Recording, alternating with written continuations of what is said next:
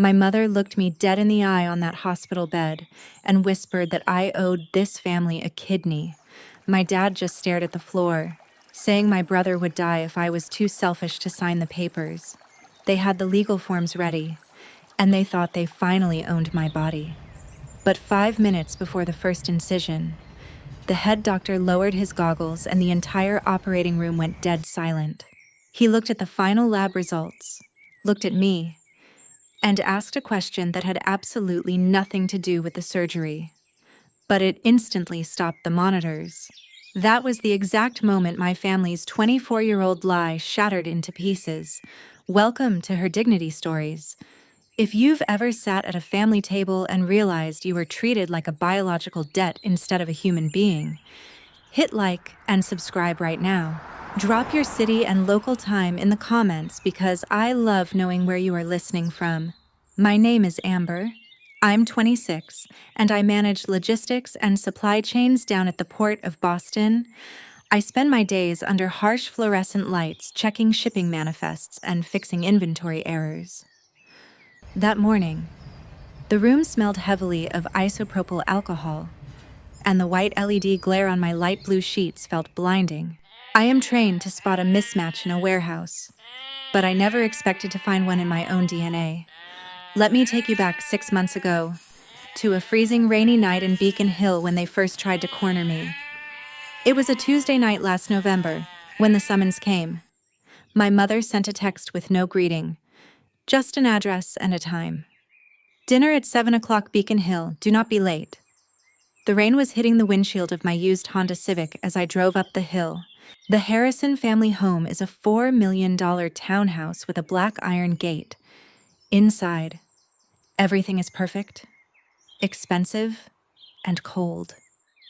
The oak floors were polished to a mirror shine. The old grandfather clock on the mantelpiece kept ticking away, regular and heavy. Nobody met me at the door. I hung my wet jacket in the hall closet myself. My mother, Victoria, was already at the head of the long mahogany table. She wore a beige silk blouse and her gold Cartier bracelet jingled as she poured the wine. My dad, Greg, sat to her left, staring down at his plate of roast beef. And then there was Austin. My brother is 28, has a master's degree in finance from Boston College, and is the golden boy of this family. But that night, his skin looked the color of old newspaper. His eyes were sunken, and he had a blanket over his shoulders even though the radiator was humming. Austin has Alport syndrome, a rare genetic disorder that destroys the kidneys. He's been on the transplant list for exactly 11 months. Sit down, Amber, Victoria said, pointing to the chair at the far end of the table.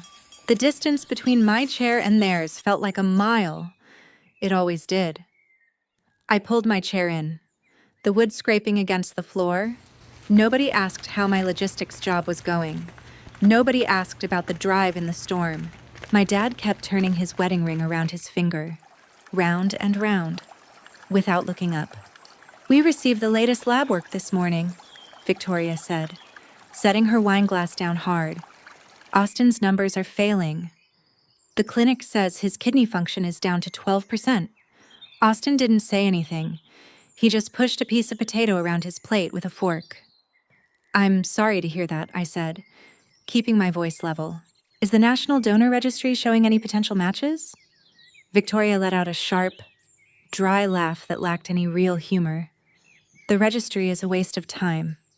Amber, she said, leaning forward, we aren't leaving your brother's life to a government computer. She reached down next to her chair and pulled up a thick manila folder. It wasn't a new folder from the hospital. The edges were yellowed, taped at the seams, and packed with dozens of documents. She nosed it across the white tablecloth right toward my plate. Open it, she commanded.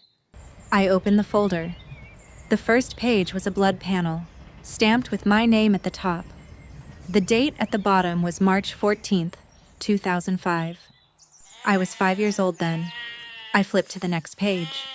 Another blood panel, dated 2010, then 2015, then 2020. Every 5 years. like clockwork. My mother had taken me to a private clinic in downtown Boston for routine checkups. I remembered those appointments, the cold metal chairs, the smell of rubbing alcohol, and the way she always demanded the paper copies of the lab results from the nurse. I looked at the latest document from last month. It wasn't just a basic blood test. It was a full HLA tissue typing analysis, highly advanced, checking every genetic marker for organ compatibility. My mother didn't look worried about the national list because she had never even applied to it with any real urgency. She had spent the last 21 years maintaining a pristine medical file on my internal organs. She wasn't looking for a donor. She had been archiving one right in her own house. "You are a perfect match, Amber," Victoria said, her voice dropping into that chilling, businesslike tone. 6 out of 6 markers. It's almost like you were born for this exact purpose. My dad didn't blink. His hands just stayed flat on the table, cementing his agreement through total silence. I looked at the yellowed paper from 2005, then looked up at my mother's perfect, unbothered face. A cold feeling started in my chest and spread down to my fingertips. I wasn't a daughter at this dinner table. I was a backup plan, with a pulse. The heavy rain from Tuesday night followed us right into Thursday morning. We were sitting on the 3rd floor of an old red brick building in Newark. It was the law office of Roger Harmon, my parents' longtime estate attorney. The room was small, cramped, and smelled like stale coffee, old leather, and printer ink. The radiator in the corner kept clanking every few minutes like a hammer hitting a pipe. It felt hard to breathe in there. My mother, Victoria, sat straight as a board on the vintage brown leather sofa. She had already placed her black leather purse flat on the desk like a shield. My dad, Greg, was staring at a framed portrait of some former law partner on the wall. He had his hands shoved deep into his trousers, his thumbs nervously turning his wedding ring. Roger Harmon didn't say a word as he opened a crisp white folder. He slid a 3-page document across the polished walnut table right in front of me. The bold header at the top read, "Voluntary Donor Agreement and Liability Waiver." "What is this?" I asked, looking directly at Harmon. "It's the standard legal framework for the transplant." "Amber," he said, tapping the desk once. "It states you are offering your left kidney fully voluntarily, with no financial or material coercion." "Voluntarily?" I let out a dry, quiet laugh. "I was brought here under a direct threat. Roger." Victoria slammed her hand flat on the table, making the glass water pitcher rattle. "That is enough. Amber," she hissed, her voice cutting through the small room like a blade. "You are not the victim here.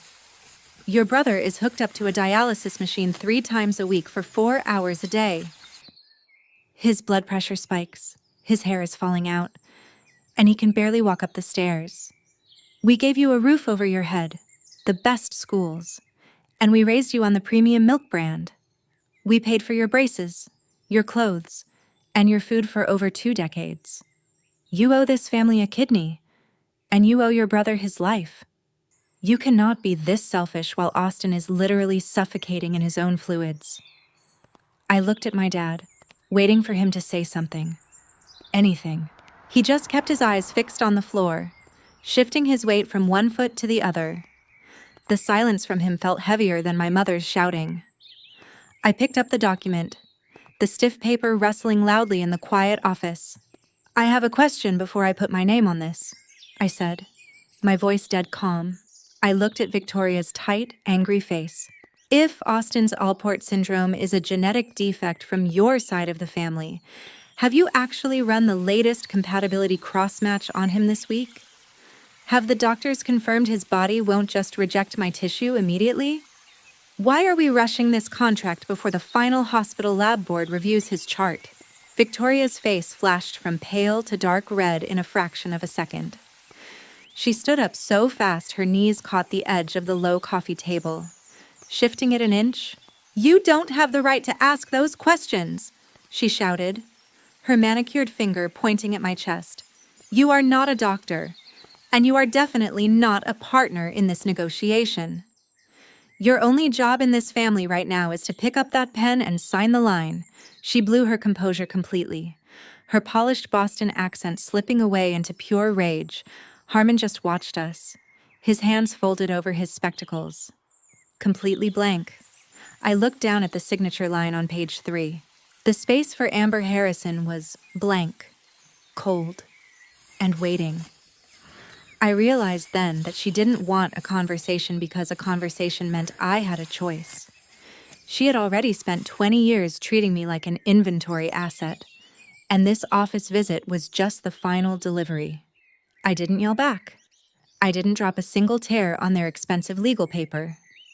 I reached out my hand and grabbed Harmon's heavy, black Mont Blanc pen from the desk holder. The cold metal felt heavy against my calloused fingers. I pressed the nib to the paper and wrote my name in quick, fluid strokes. Amber Harrison. I signed page 1, page 2, and page 3.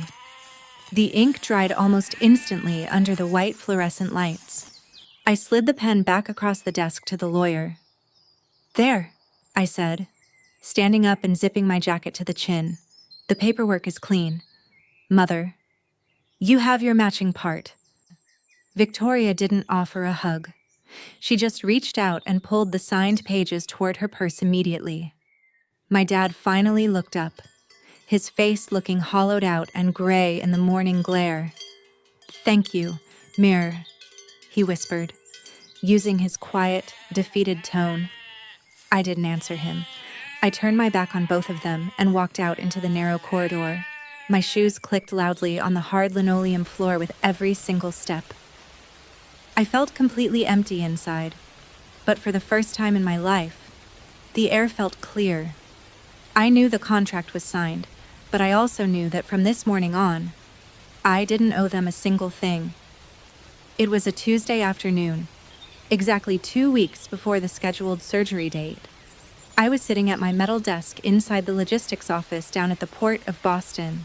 The window was half open, letting in the heavy smell of diesel fuel and salty sea air. Outside, massive overhead cranes were lifting steel shipping containers, banging them together with a loud, metallic clank. I was checking a shipping manifest for an incoming cargo delivery from Rotterdam. My focus was entirely on the spreadsheets until my phone buzzed on the desk. The screen lit up with a notification from Evelyn. Evelyn is a 62-year-old charge nurse who had worked with my late grandmother for over 20 years. She didn't text me often, usually just a short message on holidays or birthdays. But this wasn't a standard text message. It was an image file, a direct screenshot of a group chat conversation. The header at the top of the image read, Harrison Logistics. That was the private family group thread I had been removed from months ago without any explanation. Evelyn must have accidentally forwarded it to my direct number instead of her own contact list. I tapped the image file, opened it full screen, and started reading the text bubbles. The first message was from my mother. Victoria, sent at 11:42 a.m. that morning. Do not mention the advanced HLA cross-match results to Amber under any circumstances. As long as we have her signature on that voluntary donor agreement, the hospital board cannot block us. Once the surgery is completed, the legal team will regularize the insurance filings backdated to her birth. She is just the biological holding tank for Austin's replacement kidney anyway, so do not complicate this. I stared at the phrase biological holding tank on my cracked phone screen. The text bubble below it was from my brother, Austin. Wait, Mom, I thought she offered to do this completely voluntarily? I thought the clinic paperwork was just a standard family protocol. Victoria's reply came instantly, cutting off his question with 2 sentences.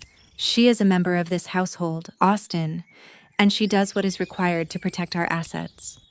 Do not ask any more questions. Just focus on your pre-op dialysis schedule.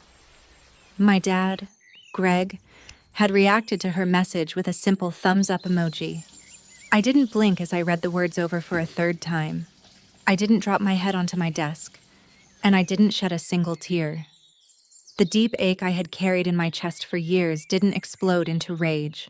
Instead, it just went completely cold, hollow, and absolutely clear.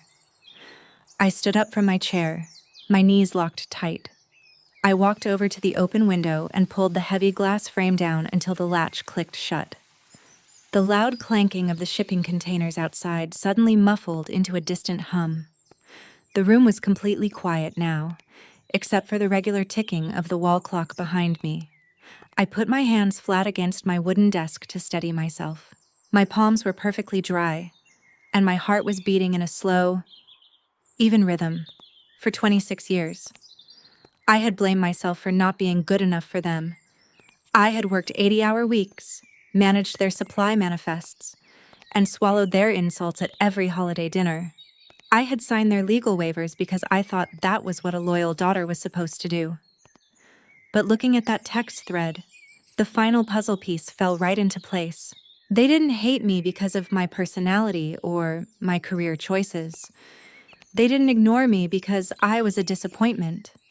They treated me like a piece of equipment because that is exactly what I was to them from the very beginning. I wasn't their child. I was a long-term corporate investment, an organ farm disguised as a family member. I picked my phone up from the desk, saved the forwarded screenshot into 3 separate cloud storage folders, and locked the screen. I didn't text Victoria back, and I didn't confront Austin. A warehouse manager doesn't throw a tantrum when she finds a major error in the system. She shuts down the line, runs an audit, and fixes the mismatch. I sat back down at my desk, opened the Rotterdam shipping manifest, and went straight back to work. There were still 6 cargo containers to clear before the night shift arrived. The surgery was in 14 days, and for the first time in my life, I knew exactly what I had to do. The alarm went off at 4:30 a.m. on the morning of the surgery. A thick gray fog was rolling off the Charles River, pressing flat against the glass windows of the hospital. I didn't ask anyone to drive me to Boston Central Hospital. I packed my small duffel bag, walked out of my apartment, and drove my Civic through the empty streets alone. I checked myself in at the admissions desk on the ground floor. The clerk handed me a plastic identification band with my name and birth date printed on it. Amber Harrison. I snapped it onto my left wrist myself.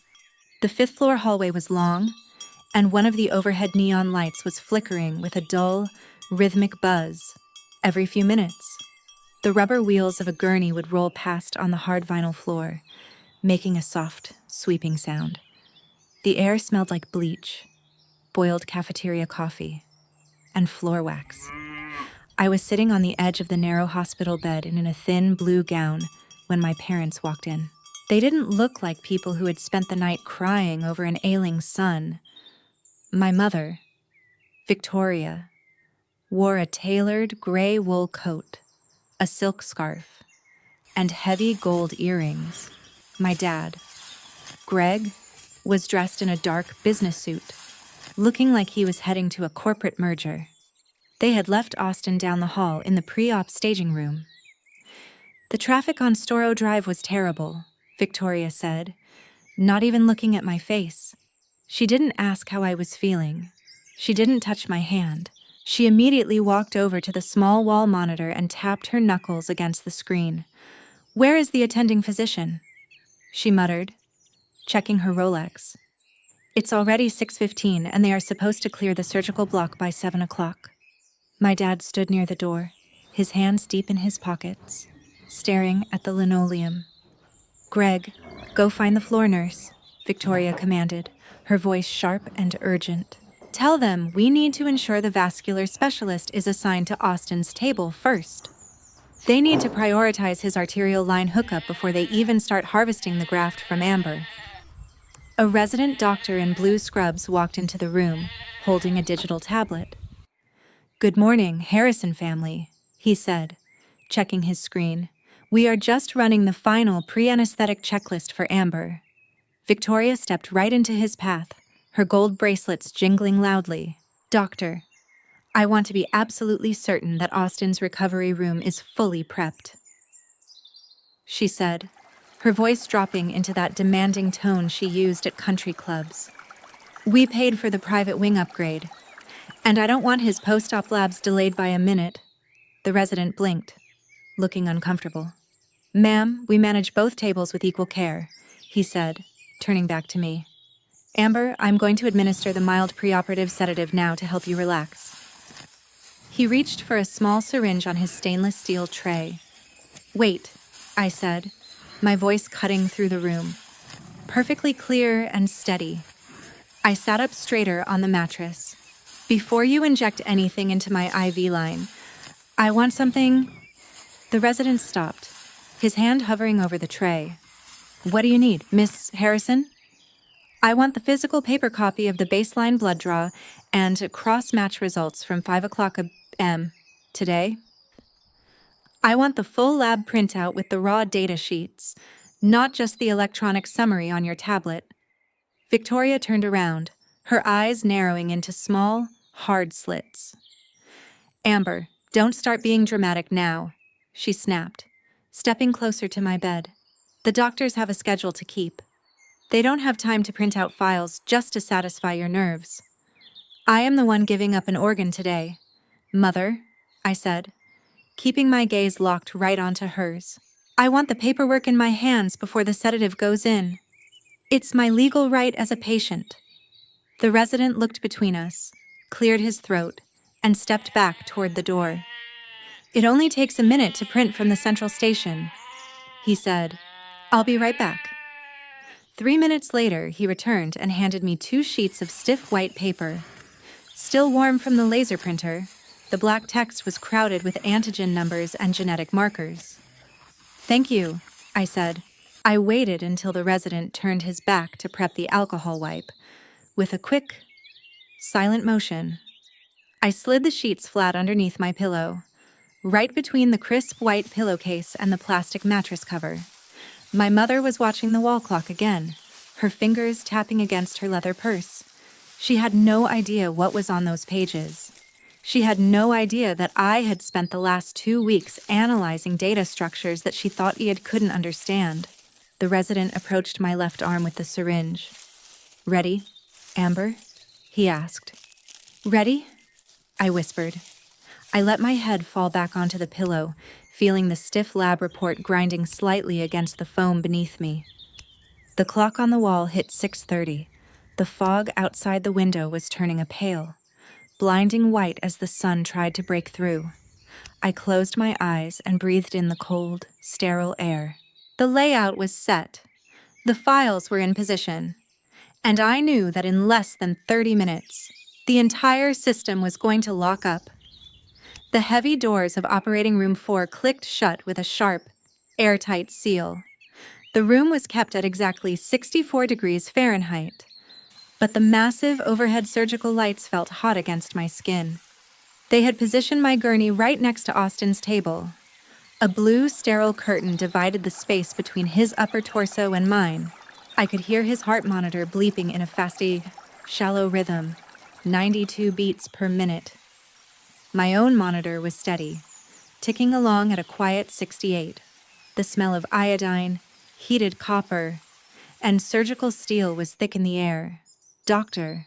Miller, the chief transplant surgeon, stood over my left side with his gloved hands raised. A surgical assistant was preparing a bottle of betadine to wipe down my abdomen. The sedative from the morning was a light buzz in my ears, but I stayed completely focused on the ceiling tile. "Doctor." Miller reached out his hand, and the nurse placed a clean silver scalpel into his palm. "Starting the initial flank incision on the donor table at 7:14 a.m., he said to the voice recorder on the wall.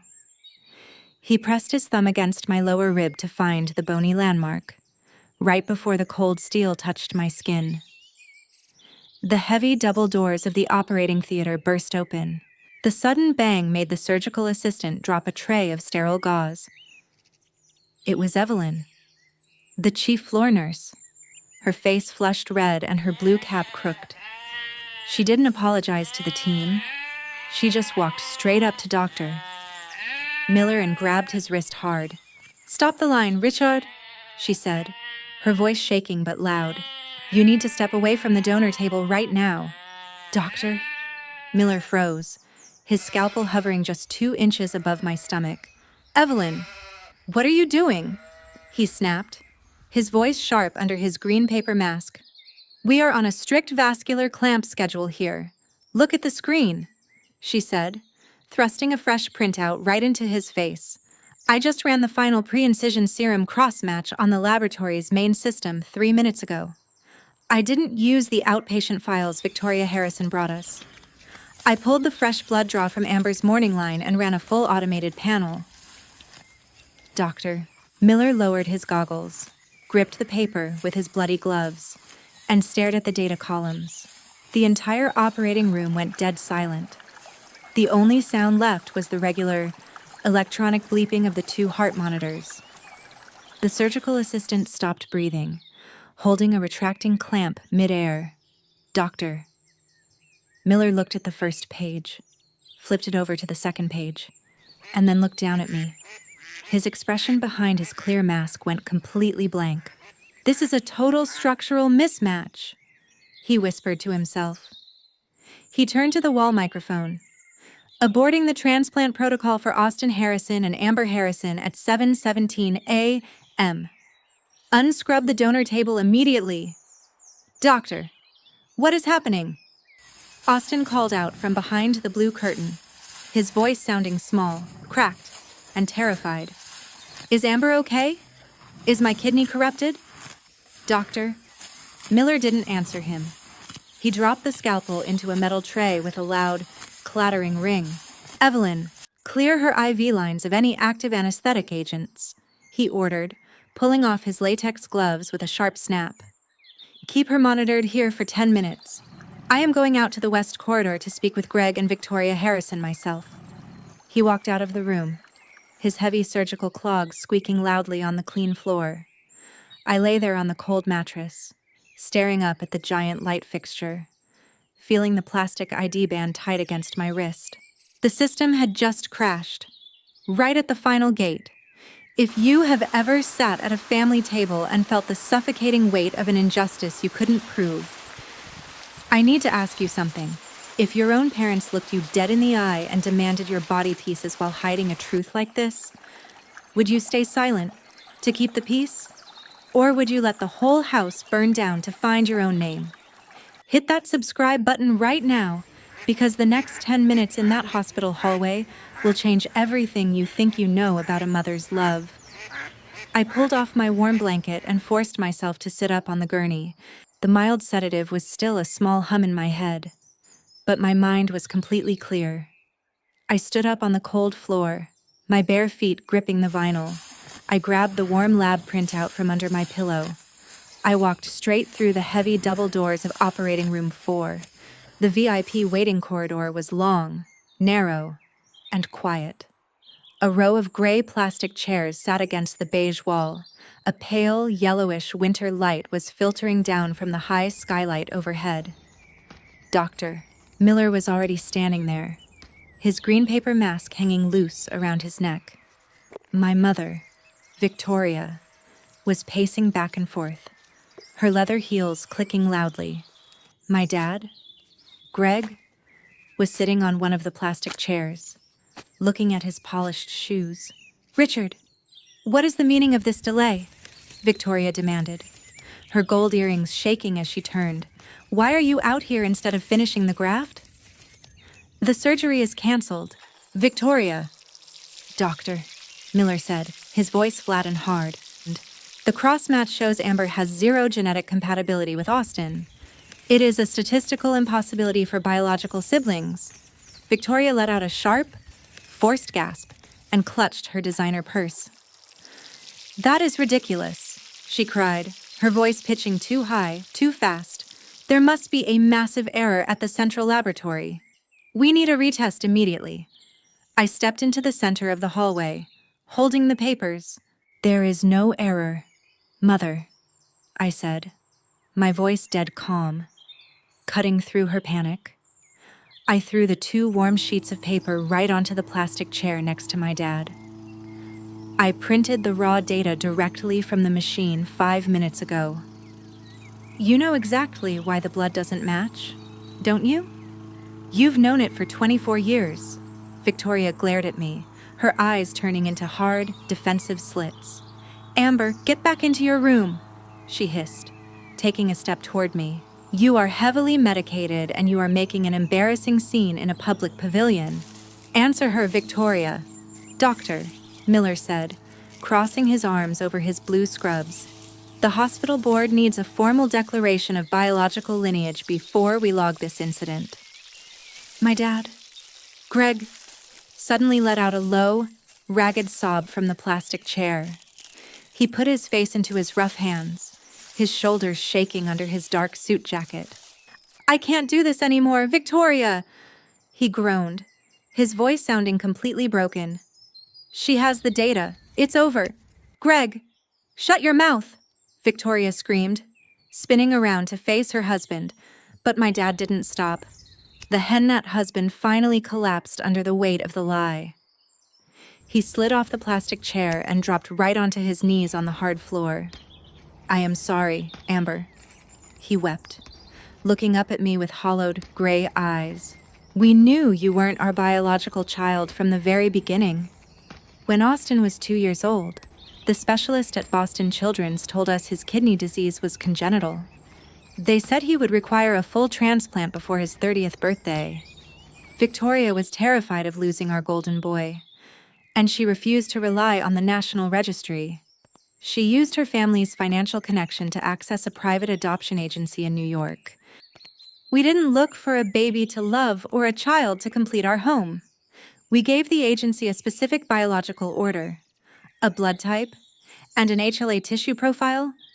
They found you in a small regional foster home when you were just 14 months old. We adopted you for one single purpose. Amber, you were brought into our house to be a living, breathing insurance policy for your brother. We raised you.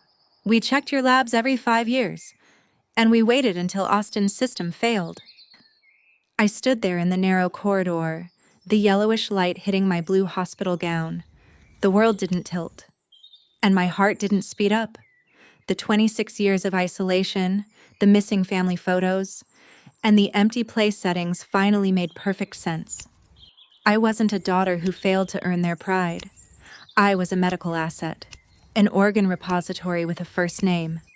Victoria stood over her husband, her face looking white as chalk, her teeth clenched tight. She didn't look at Greg with guilt. She looked at him with pure fury for breaking the corporate script. Doctor. Miller stared at them both with disgust, his hand moving to the security button on his lapel. I looked down at my hen-nut father on the floor, then looked right into my mother's frozen face. The dawn and anger of my entire youth didn't turn into a shout.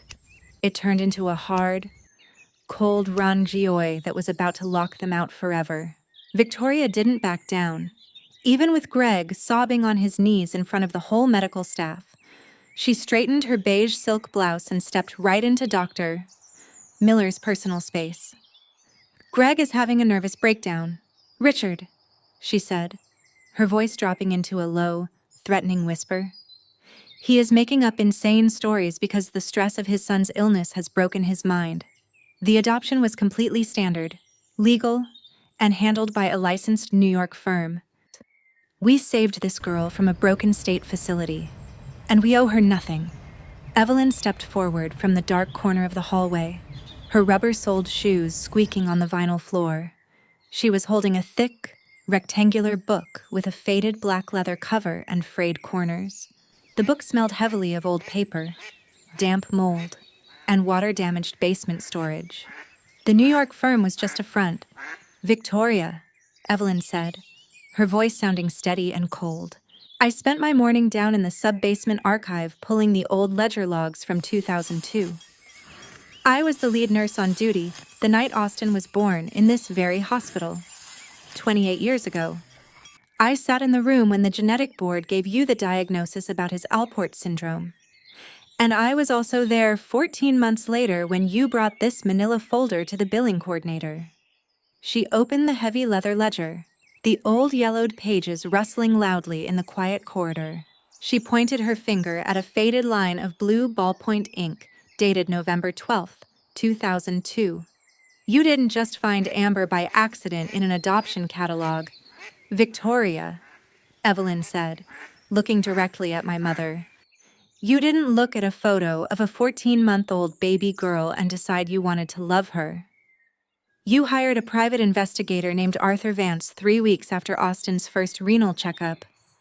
You gave him a certified copy of Austin's HLA tissue registry from the hospital laboratory. You paid a $75,000 non-refundable retainer fee to a private broker in Albany. The contract was found in our old out-of-system insurance verification ledger right here. You placed a specific biological order for an abandoned infant with an identical O-negative blood type. You wanted a child who was already in the state system, so there would be no biological father to contest the Tang availability later. The broker searched 3 regional foster networks until they found a 14-month-old girl named Baby Girl Davis in Utica. Her biological mother had surrendered her at birth, and her lab panels matched 5 out of 6 of Austin's primary markers. You paid the final wire transfer, changed her name to Amber Harrison, and brought her home. 24 years of family dinners, school photos, and birthday cakes were never about motherhood. You didn't raise a daughter. You were just maintaining an organ bank under a roof you owned. You ran her blood draws every 5 years to ensure her kidney function remained at peak capacity for the day Austin failed. I stood there by the gray plastic chairs, the cold winter light from the skylight hitting my bare arms. A deep sense of disgust filled my throat, thick and bitter like copper. Every memory of my childhood started shifting into a terrifyingly logical spreadsheet. The time my mother threw away my gymnastics trophies because she said my joints were too valuable to risk. The way she forced me to drink 3 liters of filtered water every single day while Austin drank soda. The regular medical checkups at that private clinic where she never let the doctor talk to me alone. She wasn't being a strict, protective parent who wanted her daughter to be healthy. She was just protecting her property from depreciation. She was a logistics manager running a long-term supply chain for her favorite child's survival. Victoria didn't cry. Her jaw just tightened until the muscles in her cheeks went completely rigid. She didn't look at me, and she didn't look at her husband, weeping on the floor. She stared right at Evelyn, her fingers gripping the strap of her black purse so hard her knuckles turned white. We gave her a life she never would have had in Utica. Evelyn, she said, her voice completely devoid of any guilt. She would have been a dropout, a nobody, working a cash register in a gas station. Instead, she got our name, our address, and our protection. She had a debt to pay, and it is time to collect it. I looked down at the old leather book in Evelyn's hands, then looked back at my mother's face. The dawn pain of being the invisible daughter was gone, replaced by a cold, sharp vindication. I was the one holding the inventory sheets now, and I was about to shut down her entire operation. The heavy metal door of the pre-op holding room swung open with a loud slam. Austin stepped out into the bright neon glare of the VIP hallway. He was wearing a wrinkled green hospital gown that hung loose off his thin shoulders. His left hand was pressing hard against his flank, where they had prepped his arterial line. His right hand was dragging a tall chrome IV pole along the floor. The clear plastic tubing was twisting around his bare ankles as he walked. The small wheels of the pole made a sharp, screeching sound on the clean vinyl tiles. He stopped right at the threshold, his face looking completely gray, almost green under the lights. He had heard every single word Evelyn just said from the ledger book. The golden boy who had spent his entire life being proud of our high society Harrison name was staring at his mother. He looked like a man watching his own house collapse into a sinkhole. "Austin, what are you doing out of bed?" Victoria cried, her voice cracking as she rushed toward him. "You need to lie down immediately. The vascular team is waiting to prime your lines." She reached out her manicured hands to grab his arm, her gold bracelets clinking together. Austin didn't let her touch him. He pulled his arm back so hard his IV line rattled against the chrome pole. He looked at her with a look of pure, uncut horror behind his sunken eyes. "You bought her?" he whispered, his voice sounding raw, dry, and hollowed out. "You didn't adopt a sister for me because you wanted to expand our family. You went to a private broker in Albany and ordered a biological match like you were buying a replacement part for a car. Every time we sat at the Thanksgiving table, you looked at her and saw a kidney holding tank." Victoria shook her head violently, her perfect blonde hair slipping out of its pins. "I did it for you. Austin!" she gaolan, her voice echoing down the narrow medical corridor. "The National Registry list would have let you die before you reached your 25th birthday. I am your mother, and my only job on this earth is to ensure your survival. We gave her a premium home. We paid for her life. And now she has to do her part." Austin didn't answer her with a legal argument. He took 2 slow, painful steps forward, his bare feet gripping the cold floorboards. He looked down at his father, Greg, who was still weeping on his knees next to the plastic chairs. Then he turned around and looked straight into Victoria's face.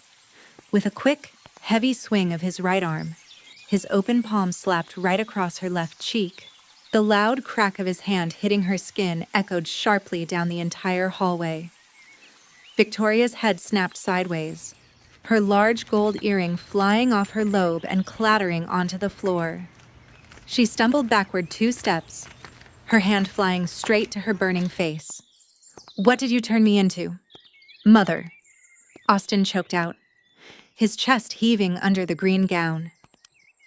"Am I a human being, or am I a monster who is supposed to live off the stolen pieces of a foster kid? You built my entire life on top of a horror story, and you expected me to just take the graft?" Victoria let out a loud, theatrical sob and tried to throw her arms around his waist. "Austin, please.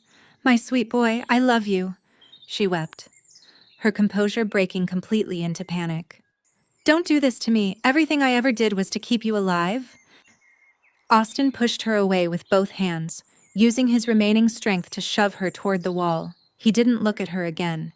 Instead, he turned his head slowly and looked right across the empty space at me. The arrogant, superior brother who used to tell me to remain small at holiday dinners was completely gone. He looked at me with the eyes of a man who had been utterly ruined from the inside out. He didn't ask me for forgiveness. And he didn't ask me to pick up the pen again. He just stood there by his chrome IV pole, his body shaking, looking like an absolute stranger in his own name. I stood perfectly still in my blue gown, watching the family Disan shred itself into pieces right on the hospital floor. The daunting weight of my entire childhood was lifting off my shoulders, and the system was finally logging the real damages. The automatic glass doors of the surgical wing slid open with a soft, mechanical whoosh. The cool air from the main hospital pavilion rushed inside the hallway. I stood perfectly straight right under the infrared sensor frame. My left arm was still covered with the clear medical tape holding the plastic IV line. I didn't wait for a floor nurse to come and remove it. I grabbed the clear plastic tubing with my right hand. I ripped the adhesive tape clean off my forearm in one sharp, steady motion. The plastic needle slid out of my vein. A sharp sting hit my skin. But I didn't flinch. A few heavy drops of dark red blood spilled out of the puncture wound. They fell directly onto the white vinyl tile floor, splattering into neat circles. I didn't cover the wound with a sterile cotton ball. I didn't even look down at the stains on the floor. I just let my own blood drip. It was my blood. And it was going to stay inside my own body. Victoria saw the red spots on the tiles and lost the last bit of her high society control. She dropped her black designer leather purse onto the ground. She scrambled forward across the vinyl tiles, her knees hitting the hard floor with a loud thud. She reached out her manicured hands and wrapped them tightly around my bare ankles. Her fingers dug into my skin right above the blue hospital socks. "Amber, please look at me," she shrieked, her voice echoing loudly off the sterile walls. You cannot do this to your own family. We raised you for 24 years in the best historic neighborhood in Boston. We saved you from a broken state orphanage in Utica when you were just an abandoned baby. You would have had absolutely nothing in this life without our name and our family money. We paid for every piece of clothing, every meal, and every single baseline medical checkup. You cannot just walk away and leave your brother to die behind that surgical curtain. You have a legal and moral obligation to save Austin's life. She was crying real tears now, her expensive makeup running down her pale cheeks in messy lines. Her fingers were shaking violently as she gripped my legs, trying to pull me down onto the tiles with her. My dad, Greg, just sat on his gray plastic chair, his face buried deep in his hands, completely paralyzed. Austin stood by his chrome ivy pole at the door of the operating theater, watching his mother crawl on the floor. The entire surgical staff was staring at us through the thick glass partition. I didn't yell back at her. I didn't call her a monster, a liar, or a criminal. I didn't lift my leg to kick her hands away from my skin. I just looked down at her blonde hair, feeling the dawn weight of my youth turn into solid steel. I use the exact same voice I use when I find a catastrophic inventory error at the Port of Boston. It was the flat, quiet, clinical voice of a logistics manager shutting down a corrupted supply line. "Let go of my legs, Victoria," I said, my voice carrying clearly through the silent corridor. She stopped screaming, her head snapping up to look at my face. "You didn't raise me for 24 years because you loved me," I said, looking right into her wide eyes. "You didn't provide a home or buy premium milk because you cared about baby girl Davis. You maintained me. You ran routine maintenance checks on my internal organs every 5 years like I was a backup generator. You kept me in storage until the day your favorite asset failed, and I already paid my rent in that Beacon Hill townhouse. Victoria, I paid it every single time you told the neighbors that I was just the quiet girl who worked with boxes. I paid it every single Christmas dinner when you sat me at the far end of the mahogany table and made me feel like an outsider. I paid it through 24 years of your passive CNAH and calculated silence. The account is balanced. Today, the project is canceled. The contract is officially terminated. I am revoking my consent for the organ transplant right now." Roger Harmon, the family estate attorney, was standing 3 feet away by the wall. He was holding a leather briefcase, his face looking completely frozen under his glasses. "Roger," I called out, stepping back until Victoria's fingers slipped off my ankles. "Give me the patient refusal of treatment form from your folder. I know you have the standard hospital board waiver inside your briefcase." Harmon looked at Victoria, then looked at Dr. Miller, who nodded sharply at him from the doorway. The lawyer's hands shook as he unclasped his briefcase and pulled out a single sheet of blue paper. He placed it onto a silver clipboard and handed it to me along with his pen. I took the heavy black Mont Blanc pen from his hand. I pressed the blue paper against the hard frame of the automatic glass door. I checked the box that read, "Immediate and absolute revocation of voluntary donor consent." I didn't hesitate for a single second.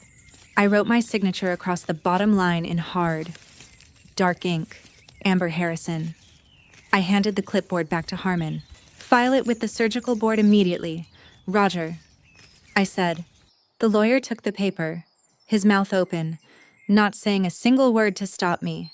Victoria fell back against the wall, her hands hitting the white tiles, letting out a broken animal gowlen.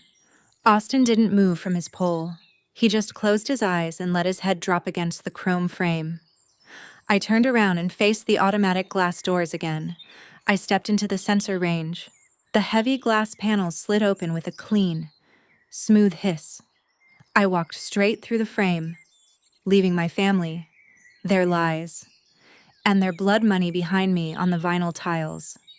The cold morning air from the main pavilion hit my face, For the first time in 26 years, my breath belonged entirely to me. 6 months have passed since that morning in Operating Room 4. It is a warm Tuesday afternoon in June. I am sitting at a small wooden table outside a cafe right by the Boston Harbor. The Atlantic breeze is cool, carrying the familiar smell of salt water and low tide.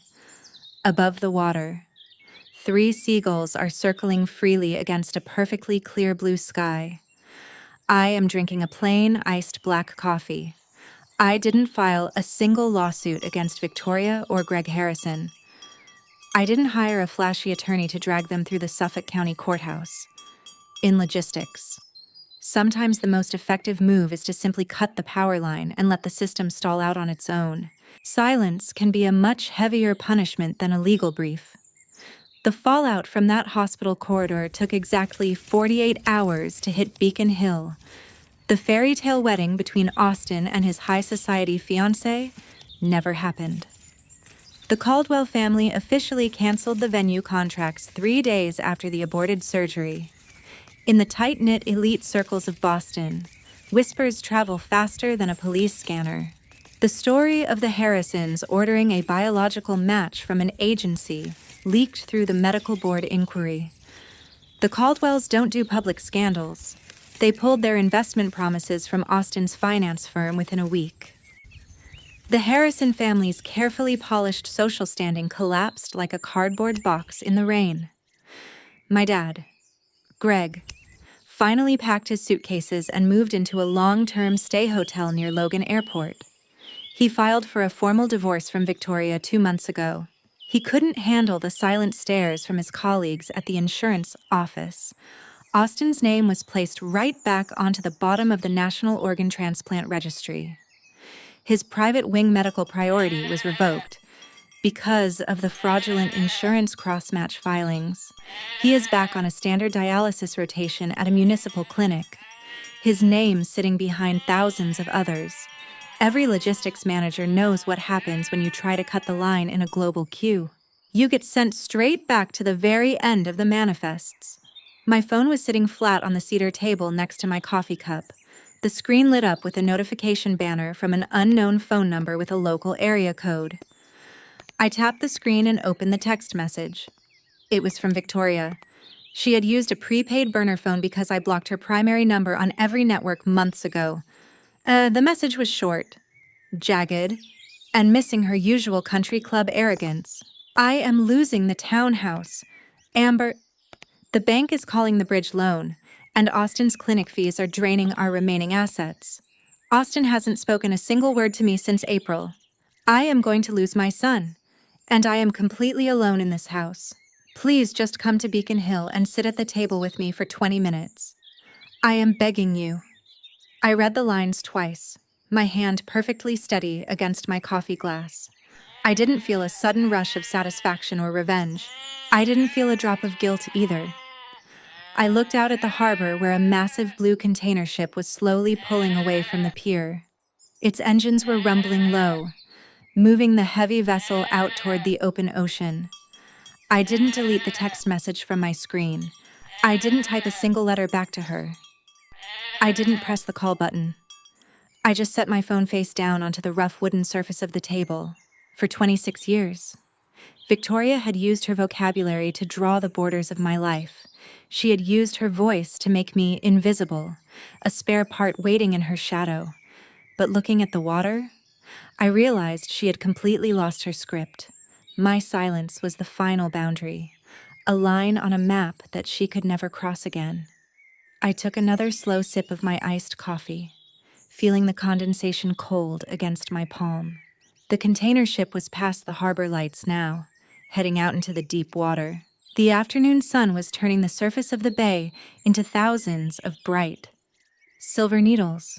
The system was clean, the audit was finished, and my life was finally moving on its own schedule. My new apartment is a small penthouse in the south end of Boston. I bought it entirely with my own savings and my independent supply chain investments. The space is quiet, simple, and mine. Right on the wooden windowsill, A pot of yellow tulips is blooming under the late afternoon sun. The bright yellow petals look warm against the cool brick buildings outside. I am standing in my kitchen, brewing a fresh cup of Earl Grey tea.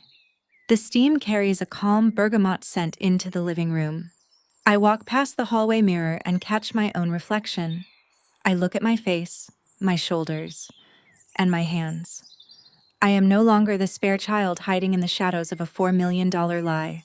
I am no longer the extra body forced to sit at a cramped holiday folding table near the service entrance. Tonight, I am sitting down at the very head of my own dining table. I finally understand a truth that my family spent 26 years trying to hide from me. Your worth as a human being is not determined by how useful you are to someone else's asset sheet. Your value does not exist to fix the broken genetic legacy of people who refuse to love you for who you are. You are enough simply because you exist as a free, independent person. Yesterday morning, a small brown cardboard bouquin arrived from Evelyn. I opened the tape and found a small velvet box inside. Underneath a short handwritten note was a tiny, tarnished silver ankle bracelet. It was the exact piece of jewelry I wore when I was left at the Utica foster network at 14 months old. Victoria had stolen it from my intake file 24 years ago to erase any trace of my real identity. She wanted me to believe my life started only when she brought me to Beacon Hill.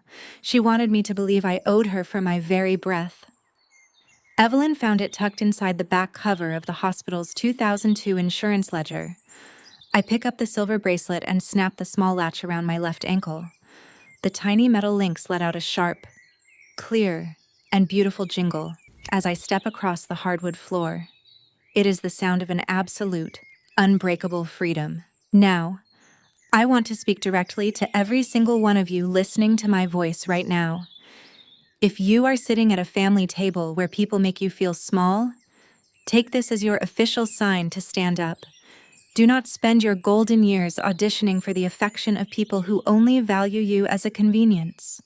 Do not write checks, sign waivers, or swallow insults just to maintain a peace that is killing your dignity. Boundaries are not acts of revenge.